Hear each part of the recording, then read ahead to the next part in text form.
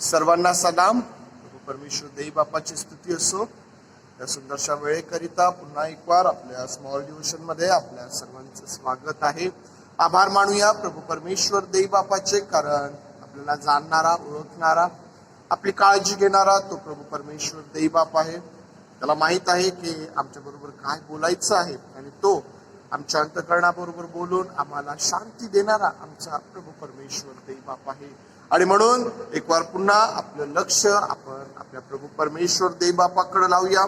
त्याच्या नावाला उंचावत त्याला गौरव आणि सन्मान देऊया आणि आपल्या स्मॉल डिव्होशनला आपण सुरुवात करूया. आणि आज मननाकरिता जी वचने मी निवडलेली आहे ती नीतिसूत्रे 16 यामधून आहे. नीतिसूत्रे 16 आणि त्यातील पहिली 3 वचने आज मननाकरिता आपण वाचूया. त्या ठिकाणी असं लिहिलेलं आहे,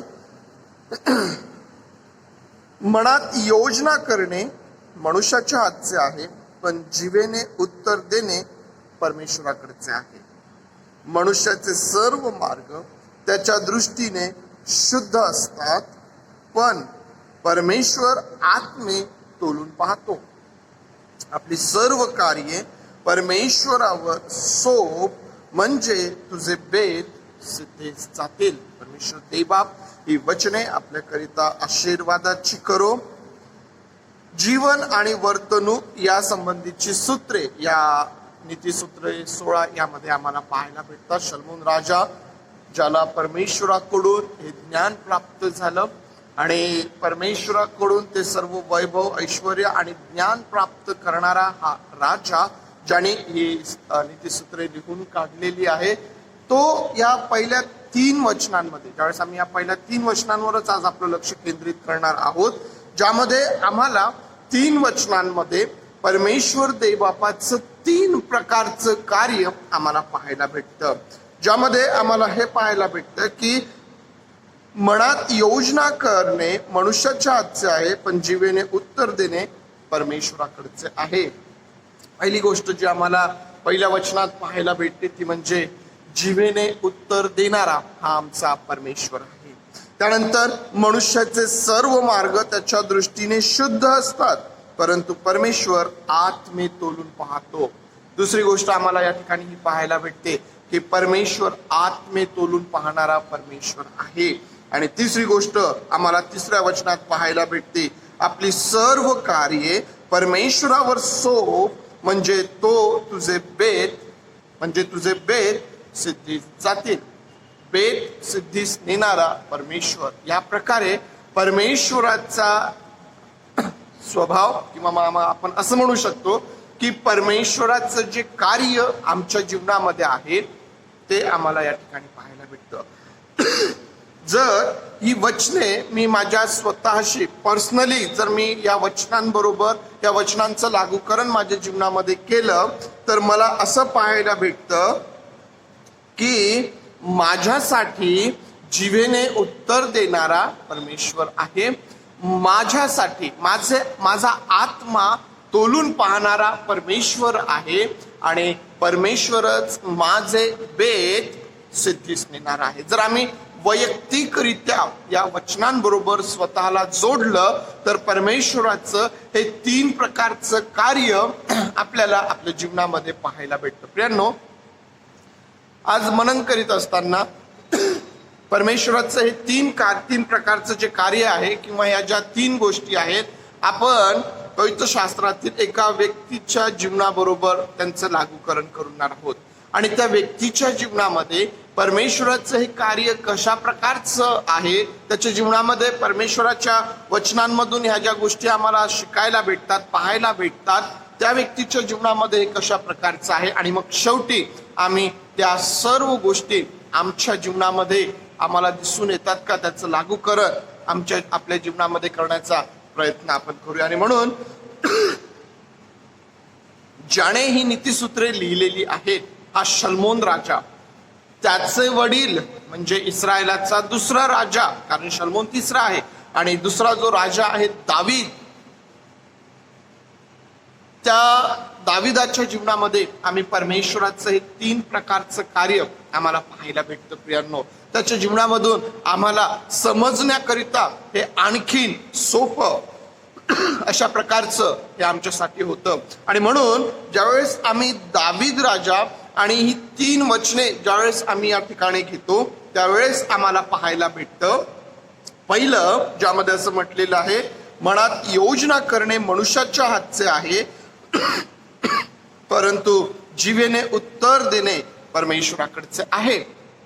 आता एक राजा म्हटल्यानंतर आम्हाला माहित आहे की अनेक विचार आणि अनेक योजना त्याच्याकडे आहे. परंतु प्रियांनो, दाविदाच्या जीवनामध्ये आम्हाला हे पाहायला भेटतं की जिभेने उत्तर देणारा परमेश्वर आम्ही पाहत आहोत. आणि म्हणून आम्ही ज्यावेळेस दाविदाच्या जीवनामधल्या लढायांचा अभ्यास करतो, ज्या लढाया त्याने केल्यात, जे युद्ध त्याने केलेत, त्या युद्धांकडं त्या लढायांकडं ज्यावेळेस आम्ही पाहतो तर आम्हाला त्या ठिकाणी एक गोष्ट प्रामुख्याने पाहायला भेटते.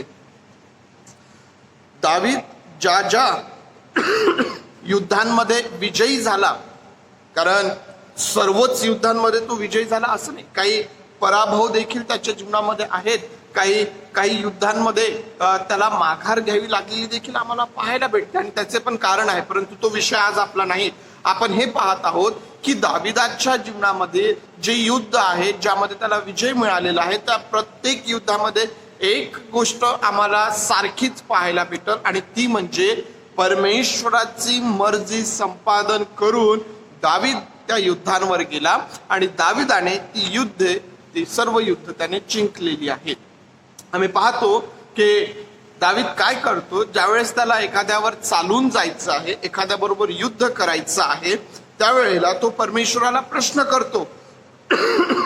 त्यावेळेस तो परमेश्वराला प्रश्न करतो की मी त्या ठिकाणी युद्ध करायला जाऊ काय, तुम्हाला त्यामध्ये विजय देशील काय. तो परमेश्वर देवबापाला प्रश्न करतो. दावीद परमेश्वराला प्रश्न करतो की मी हे करू काय, आणि परमेश्वर म्हणतो होय जा, तू असं कर, तू तसं कर, मी तुझ्या बरोबर असेल, मी तुला विजय देईल. परमेश्वर देवबापाचं मार्गदर्शन.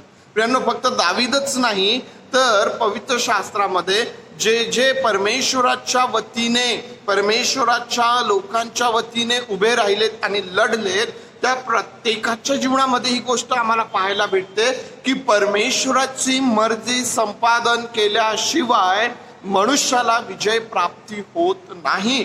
जोपर्यंत परमेश्वर मुखाने बोलत नाही की होय मी तुझ्या बरोबर आहे, तू जा, तू विजयी होशील, जिभेने उत्तर देणारा परमेश्वर. मनात योजना करणे मनुष्याच्या हातचे आहे. मला हे करायचं, मला ते करायचं, मी असं करेल, मी तसं करेल, मी याची सुरुवात करेल, मी त्याचा असा शेवट करेल. पुष्कळ योजना मानवी मनात असतात. मित्रांनो, आमचं मन चंचल आहे की ते सतत काही ना काही त्यामध्ये विचार आहेत, काही ना काही योजना त्यामध्ये चाललेल्या आहेत, परंतु सर्वच सफळ होत नाही. मी असं म्हणेल आज की परमेश्वराची मर्जी संपादन केल्याशिवाय, जोपर्यंत प्रभू परमेश्वर देवबाप आमच्या मनातील विचारांसाठी, आमच्या मनातील योजनांसाठी म्हणत नाही की होय तू जा, त्याप्रमाणे होईल, मी तुझ्या बरोबर असेल, तोपर्यंत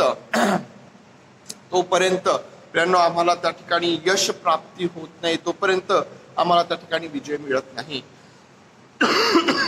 तर बऱ्याच जणांना हा प्रश्न पडू शकतो की आम्ही कसं परमेश्वराला विचारावं, परमेश्वर देवबापाचं उत्तर आम्हाला कसं कळेल की आमच्या मनामध्ये जे विचार आहेत, ज्या योजना आहेत, त्या परमेश्वराची मर्जी आम्हाला संपादन झाली हे आम्हाला कसं कळेल, हा प्रश्न आम्हाला पडू शकतो. परंतु एक गोष्ट त्या ठिकाणी आहे की परमेश्वराची मर्जी संपादन करण्याचे मार्ग आम्हाला पवित्र शास्त्रामध्ये माहित आहे. नीतिसूत्र 3 मध्ये असं देखील म्हटलेलं आहे की तू आपल्या सर्व मार्गात त्याचा आदर कर, म्हणजे तो तुझा मार्गदर्शक होईल. परमेश्वर देवबापाचं मार्गदर्शन, परमेश्वराची मर्जी जर आम्हाला संपादन करायची आहे तर आम्हाला आमच्या सर्व कार्यांमध्ये, आम्हाला आमच्या सर्व मार्गांमध्ये त्याचा आदर करायचा. ही एक गोष्ट मी तुम्हाला त्यापैकी सांगितली. परंतु हे मात्र निश्चित आहे की परमेश्वर जिभेने उत्तर देणारा आहे, तोच आमची कार्यसिद्धी करणारा परमेश्वर आहे. दुसरी गोष्ट ज्यामध्ये आम्हाला पाहायला भेटतं, मनुष्याचे सर्व मार्ग त्याच्या दृष्टीने शुद्ध असतात, परंतु परमेश्वर आत्मे तोलून पाहतो. मित्रांनो, आम्हाला माहिती आहे की दाविदाच्या जीवनामध्ये आत्मे तोलून पाहणारा परमेश्वर आम्हाला कोणत्या ठिकाणी पाहायला भेटतो? आम्हाला पाहायला भेटतं त्याच्या निवडीमध्ये. दाविदाची जी निवड परमेश्वर देवबापाने केली, शमूएलाला ज्यावेळेस सांगितलं की तू इशायाकडे जा, त्याच्या मुलांपैकी एकाला मी माझ्या लोकांकरिता राजा म्हणून निवडलेला आहे. आणि हा शमूएल त्या ठिकाणी तेल घेऊन जातो अभिषेक करण्यासाठी. आणि इशाय एक एक पुत्र शमूएलाच्या समोर आणतो. आणि त्या ठिकाणी आम्हाला पाहायला भेटतं की शमूएलाला असं वाटतं की हा व्यक्ती तो असेल, हा व्यक्ती तो असेल. परंतु परमेश्वर देवबाप त्या ठिकाणी त्याला सांगतो की माणसांच्या पाहण्यासारखं माझं पाहणं नाहीये. मी मन जाणणारा, मी आत्मे तोलून पाहणारा परमेश्वर आहे. आणि दाविदाच्या निवडीमध्ये आम्हाला परमेश्वराचं एक कार्य पाहायला भेटतं की तो आत्मे तोलून पाहणार आहे. शमूएलाला दाविदामध्ये कदाचित त्या गोष्टी दिसल्या नसतील, कारण शमूएल तर बाहेरचं स्वरूप पाहत होता, बाहेरचं शरीर पाहत होता, परंतु त्याचं लक्ष परमेश्वराकडे होतं, ज्यामुळे त्याला समजत होतं की हा तो आहे किंवा नाही. परंतु परमेश्वर देव जो आमची मन तोलून पाहणारा परमेश्वर आहे, त्याने दाविदाची निवड त्या ठिकाणी केली. दाविदाचा आत्मा किंवा त्याचं मन पाहून ओळखून, आमचं मन आज देवाच्या दृष्टीने कसं आहे हे आमच्यासाठी फार महत्वाचं आहे. ज्यावेळेस दाविदाने बत्शेबे बरोबर पाप केलं आणि पाप केल्यानंतर ते पाप लपवण्यासाठी त्याने ज्या प्रकारे त्याने सर्व योजना व्यूहरचना त्या ठिकाणी आखली, ती सर्व आम्हाला माहित आहे. परमेश्वराचं वचन सांगतं की मनुष्याचे सर्व मार्ग त्याच्या दृष्टीने शुद्ध असतात, चांगले असतात. दाविदाला असं वाटलं की चला हे चांगल्या मार्गाने मी माझं पाप लपवलेलं आहे, कोणालाही कळलं नाही, कोणालाही काही समजलं नाही. परंतु परमेश्वर आत्मे तोलून पाहणार आहे. त्याही ठिकाणी परमेश्वराने दाविदाचं मन, त्याचा आत्मा त्या ठिकाणी तोलून पाहिला. जरी दाविदाचे मार्ग त्याच्या दृष्टीने चांगले होते, कारण आम्ही पाहतो की जसा उरिया हित्ती त्या युद्धात मरण पावला, दाविदाने बत्शेबेला आपल्या घरी आणलं, तिच्याशी विवाह त्यांनी केला, त्याची पत्नी ती झाली. परंतु ते सर्व करण्याकरिता ज्या मार्गाने दाविद राजा गेला, प्रियांनो, तो मार्ग कदाचित दाविदाच्या दृष्टीने शुद्ध असेल, चांगला असेल, परंतु परमेश्वर आत्मे तोलून पाहणार आहे. आणि आम्हाला माहिती आहे की या पापाचा परिणाम दाविदाच्या जीवनामध्ये किती भयंकर झालेला आहे. परमेश्वर देवबाप आमचं मन तोलून पाहणारा, आत्मे तोलून पाहणारा परमेश्वर आहे प्रियानो. आणि म्हणून आज आम्हाला आमचं मन, आमचा आत्मा ज्यावेळेस परमेश्वर देवबाप तोलून पाहतो, त्यावेळेस परमेश्वराच्या दृष्टीने ते कसं आहे हे फार महत्वाचं आहे. हा महत्वाचा प्रश्न आम्हा प्रत्येकाच्या जीवनामध्ये आहे. जगामध्ये कोणीही व्यक्ती प्रियांनो आम्हाला सांगू शकणार नाही की मी खरंच कसं आहे. लोक फक्त जे त्यांना दिसतं त्यावरून ते आम्हाला सांगतील की हा व्यक्ती असा आहे, हा व्यक्ती तसा आहे. परंतु परमेश्वरच आहे जो आम्हाला खऱ्या अर्थाने आमच्या जीवनामध्ये आम्ही कसे आहोत किंवा आम्ही काय आहोत याचं खरं वर्णन केवळ परमेश्वर देवबापच करू शकतो. आणि म्हणून परमेश्वराच्या समोर ज्यावेळेस माझा आत्मा तोलल्या जातो, ज्यावेळेस तो माझं परीक्षण करतो, त्यावेळेस मी कसा भरतो एक महत्वाचं आहे प्रियांनो. तिसऱ्या वचनामध्ये आपण पाहूया की ज्या ठिकाणी असं म्हटलेलं आहे, आपली सर्व कार्ये परमेश्वरावर सो, म्हणजे तुझे बेत सिद्धीस जातील. या ठिकाणी बेत सिद्धीस नेणारा परमेश्वर आम्हाला पाहायला भेटतो. बेत सिद्धीस नेणारा दाविदाचा जो बेत होता, परमेश्वराचं मंदिर बांधण्याचा जो त्याचा विचार होता, आम्हाला माहिती आहे की उरिया हित्तीच्या बद्दल, उरिया हित्तीचा ज्या प्रकारे त्याने वध त्या ठिकाणी केला, करून घेतला, जी योजना त्याने त्या ठिकाणी आखली, त्याचा एक भयंकर परिणाम आम्हाला हा पाहायला भेटतो की दाविदाला परमेश्वराचं मंदिर बांधता आलं नाही, कारण त्याचे हात रक्ताने भरलेले होते. परंतु त्याचा बेत होता, त्याची इच्छा होती, त्याचा विचार होता, आणि हा चांगला विचार त्या ठिकाणी होता. परमेश्वराच्या दृष्टीनेही तो चांगला विचार होता. आणि बेत सिद्धीस नेणारा परमेश्वर त्याने काय केलं की दाविदाच्या मनातलं जे मंदिर आहे किंवा दाविदाला परमेश्वरासाठी जे मंदिर बांधायचं आहे ते त्याने त्याच्या पुत्राच्या द्वारे शल्मोनाच्या द्वारे ते मंदिर त्या ठिकाणी बांधल्या गेलेलं आम्हाला पाहायला भेटतं. बेत सिद्धीस नेणारा परमेश्वर आहे. पुष्कळदा प्रियांनो, आम्ही जे विचार करतो, जे ठरवतो त्याप्रमाणेच सर्व काही घडणार ही अपेक्षा आम्ही करू शकत नाही. योजना आखल्यानंतर त्यामध्ये फेर बदल होतच असतात. परंतु एक गोष्ट मात्र आज आम्हाला ही लक्षात ठेवायची आहे की बेत सिद्धीस नेणारा परमेश्वर आहे. आमचे विचार, आमच्या योजना सिद्धीस नेणारा परमेश्वर, आमच्या मनामधला तो विचार, आमचे जे बेत असतात ते सफळ करणारा, ते सिद्धीस नेणारा परमेश्वर आहे. दाविदाचा जो बेत होता परमेश्वराचं मंदिर बांधण्याचा, तो सिद्धीस गेला प्रियांनो. परमेश्वराने शल्मोनाच्या द्वारे त्याचा तो बेत सिद्धीस नेलेला आहे आम्हाला पाहायला भेटतं. या मंदिरासाठी साहित्याची जुळवाजुळव, जे काही त्यासाठी लागतं ते सामान एकत्र करणे, लाकडं वगैरे, ते सर्व दाविदाने त्या ठिकाणी सुरू केलेलं आम्हाला पाहायला भेटतं. परंतु बांधकाम जे आहे परमेश्वराने शल्मोनाच्या द्वारे त्या ठिकाणी पूर्ण केलं. पुष्कळदा आमचे विचार, आमच्या योजना ज्या परमेश्वराच्या ही दृष्टीने चांगल्या असतात, परमेश्वर देवबाप त्या सिद्धीस नेतो. कधी कधी आम्हाला आमच्या इच्छेप्रमाणे, आमच्या अपेक्षेप्रमाणे कदाचित काही गोष्टी नाही पाहायला भेटणार, आम्हाला ते नाही समजणार. परंतु एक गोष्ट मात्र निश्चित आहे की आमचे चांगले विचार, आमचे चांगले बेत परमेश्वर देवबाप सिद्धीस घेऊन जाणारा परमेश्वर देवबाप आहे. प्रियांनो, आज तुम्हाला आणि मला आपल्या प्रत्येकाच्या मनामध्ये अनेक विचार असतील, अनेक योजना असतील. आम्ही जर आमच्या जीवनामध्ये मागं पाहिलं तर अनेक अपयशाचे प्रसंग आमच्या जीवनामध्ये असतील. त्या अपयशामुळं अनेक निराशेचे प्रसंग आमच्या जीवनामध्ये असतील. पुष्कळ वेळ आमचा निराशेमध्ये कदाचित गेलेला असेल.